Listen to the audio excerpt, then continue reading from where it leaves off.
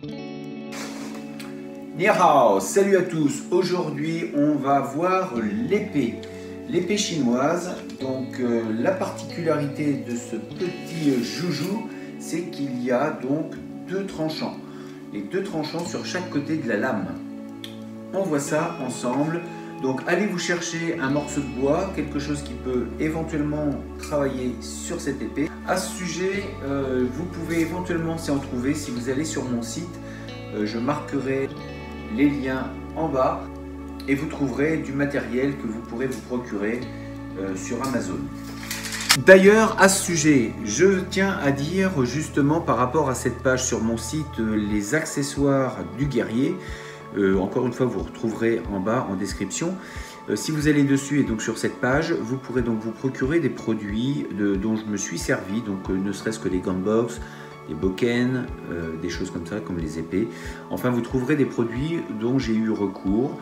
Et je tiens à mettre les choses au clair. Il est vrai que sur cette page, je suis en affiliation avec Amazon. Ça veut dire quoi? Ça veut dire que si vous cliquez sur les produits que j'ai mis sur ma page, je toucherai une petite commission. En fait, cette petite commission, en fait, ça me motive aussi, c'est à rémunérer en quelque sorte mon travail. Alors je vous rassure, ça ne va pas vous faire payer plus cher, vous paierez exactement le même prix, mais en fait Amazon considère que c'est grâce à moi que vous êtes venu acheter, donc du coup il me donne une petite commission.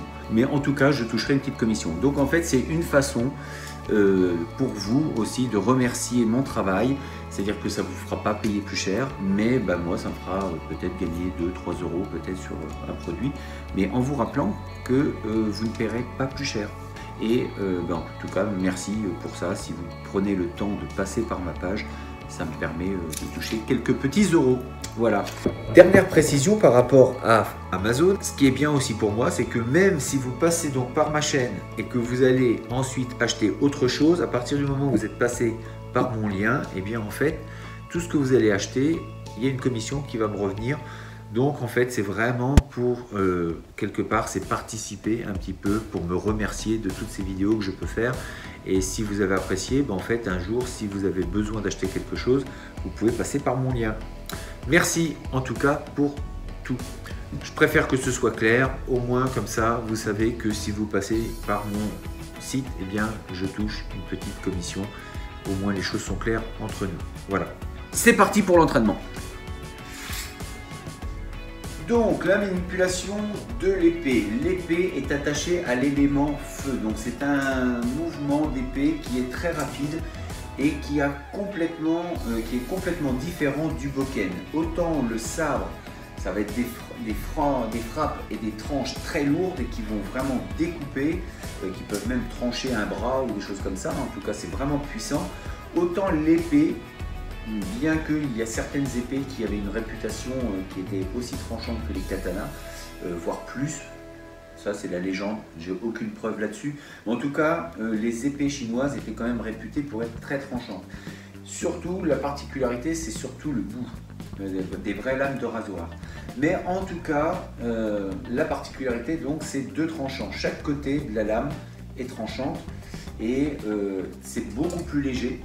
Ça se tient à une main généralement, mais on peut retrouver des fois sur certaines épées des grands manches où on va pouvoir la prendre à deux mains. Mais généralement c'est une main. Donc il y a beaucoup de manipulations, c'est très rapide et très fluide. Contrairement au katana qui l'est un petit peu moins. Donc du coup les distances changent aussi car avec une main, bien sûr on va pouvoir aller chercher beaucoup plus loin, un peu comme le boken quand on lâche. Ceci, la seule différence, c'est que là, on l'a principalement tout le temps à une main. Le boken, généralement, on le tient plutôt à deux mains. Donc, on va voir ces manipulations. Donc, le poignet, là, pour le coup, est vraiment important pour la notion d'épée, puisqu'il va falloir pouvoir la bouger très rapidement dans différentes formes, que ce soit en pique, en tranchant et en retour inverse. Donc, petite manipulation du poignet.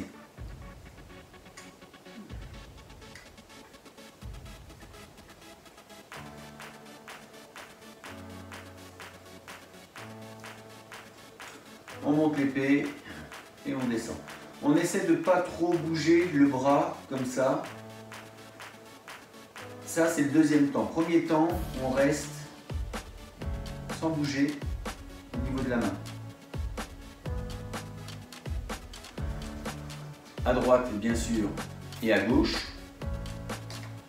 sans couper les arbres. J'ai des arbres chez moi. Donc on assouplit le poignet et on le renforce.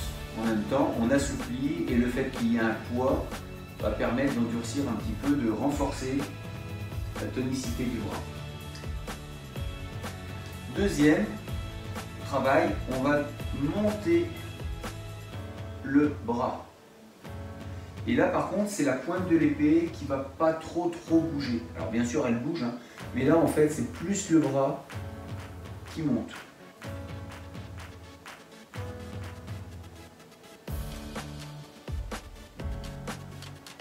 Plus un travail sur le bras.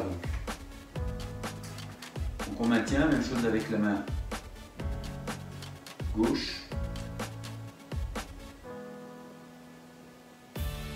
Donc on a toujours un bras qui travaille mieux que l'autre, hein. C'est normal.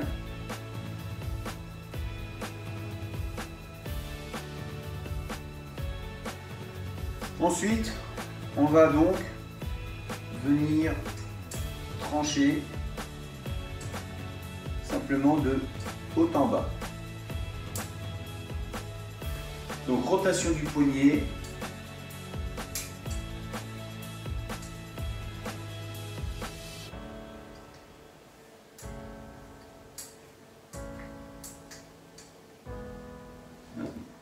Même chose avec l'autre main.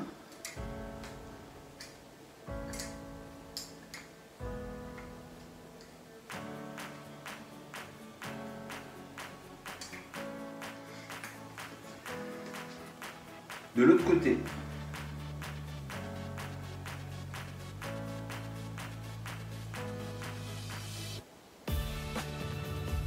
Même chose avec l'autre main.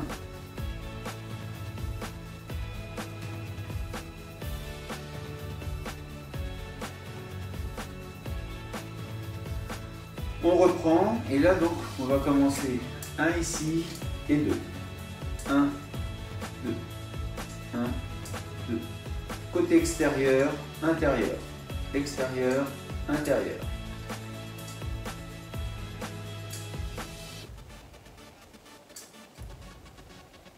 C'est toujours le même tranchant qui coupe. Ici, et je le ramène ici. 1. Et ensuite, on va laisser couler.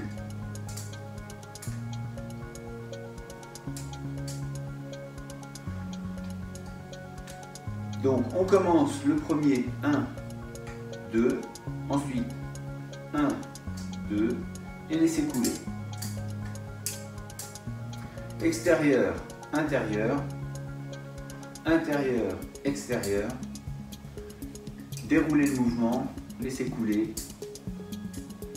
Et ramener. Même chose de l'autre côté. Extérieur, intérieur, extérieur, intérieur, extérieur, intérieur. De l'autre côté donc, on inverse, intérieur, extérieur, intérieur, extérieur, extérieur, intérieur, extérieur. Laissez couler la forme.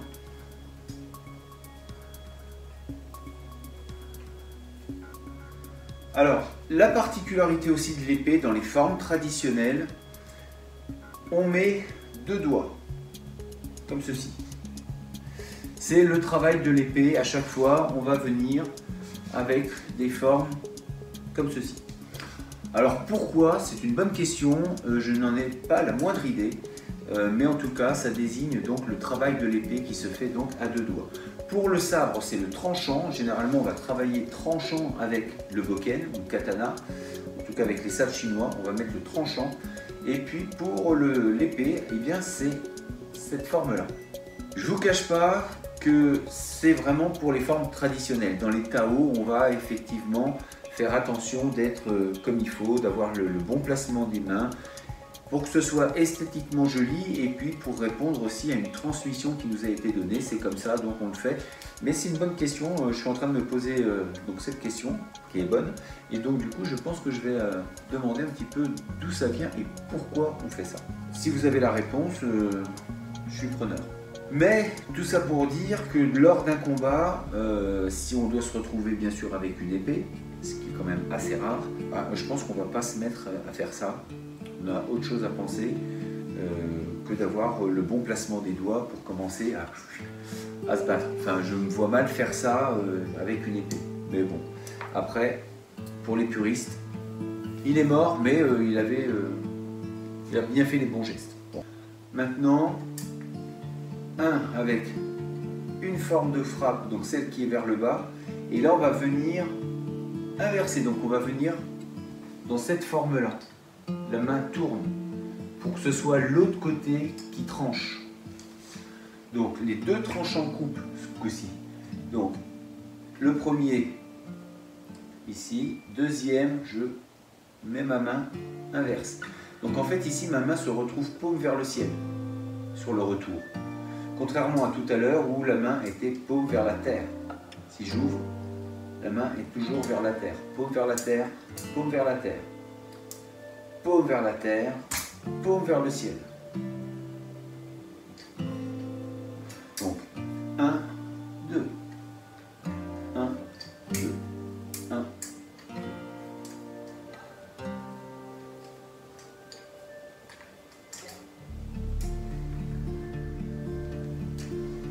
Même chose à gauche. Alors, s'il y a des puristes, rappelez-vous, les doigts, ici.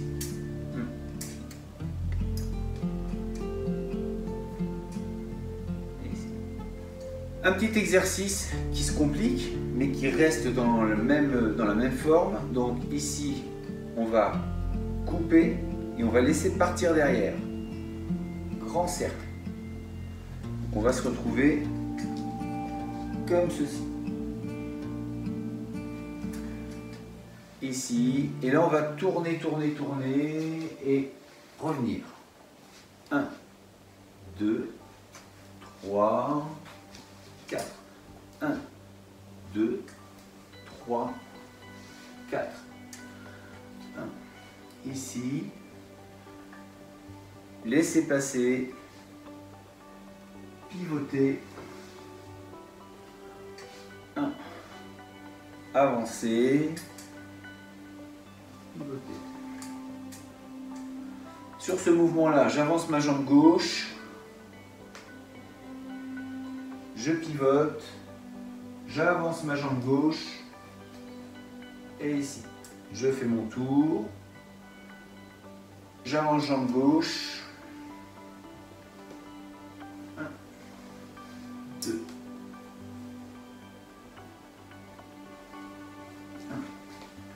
Sur place, j'avance, ici, j'avance, je pivote, j'avance, sur place, j'avance.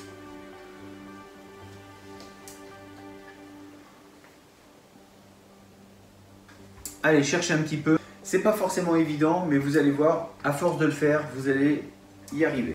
On rejoint en fait le développement personnel à travers des difficultés. Si on abandonne, si on se dit je ne suis pas capable de le faire, je n'ai peut-être pas toutes les données, mais pourtant j'ai une vidéo, je vois ce qui se passe, je dois chercher et je dois y arriver. Dans la vie, c'est pareil, on a des objectifs, on a des projets, mais on va se retrouver face à un mur parfois où c'est compliqué.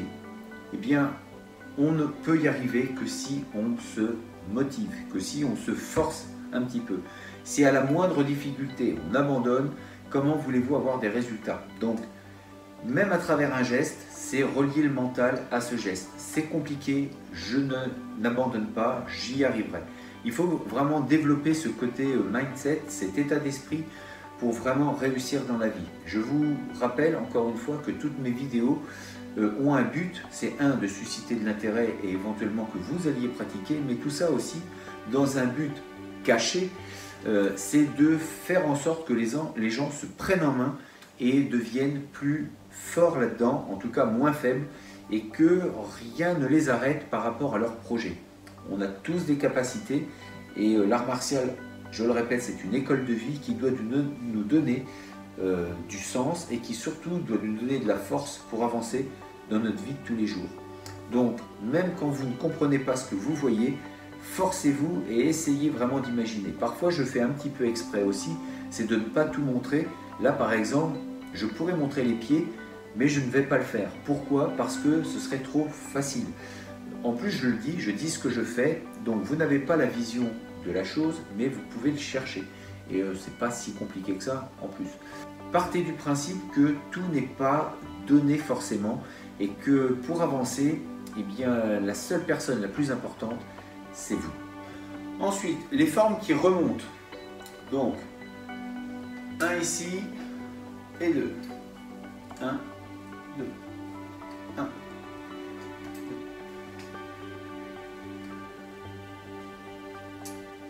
Les formes qui remontent. Donc, partir sur l'arrière et ramener, tourner. La main, donc, se retrouve comme ceci, comme tout à l'heure. Pour la forme qui remonte, on arme sur l'extérieur et on remonte, forme inversée, comme ceci. Je suis ici, paume vers la terre, arrière, paume vers le ciel. Ici. Ici. Même chose de l'autre côté. Ici.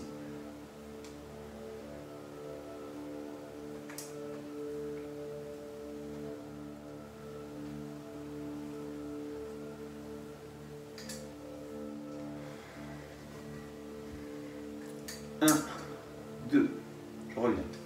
1, 2, je reviens.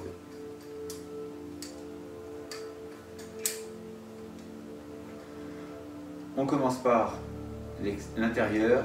1, 2, 1, 2, 1, 2. Ensuite, extérieur, intérieur, je reviens. 1, 2. 1, 2, 1.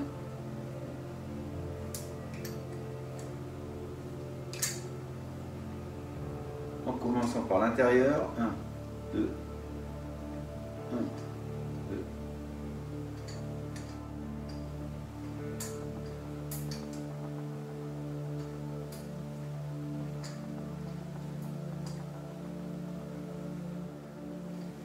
Laissez couler.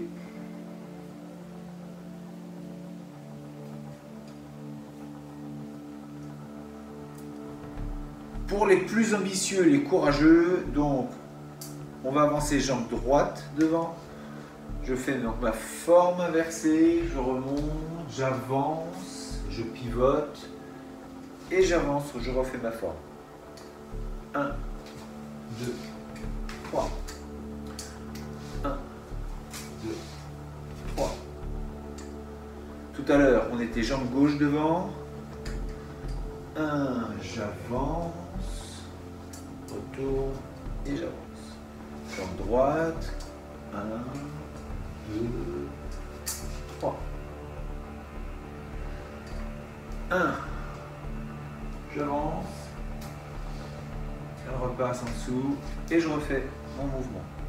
De l'autre côté, 1, 2, 3. 1, 2, 3. Allez, cherchez un petit peu, bon courage. On va s'arrêter là pour aujourd'hui. J'espère que vous aurez apprécié ce petit passage à l'épée.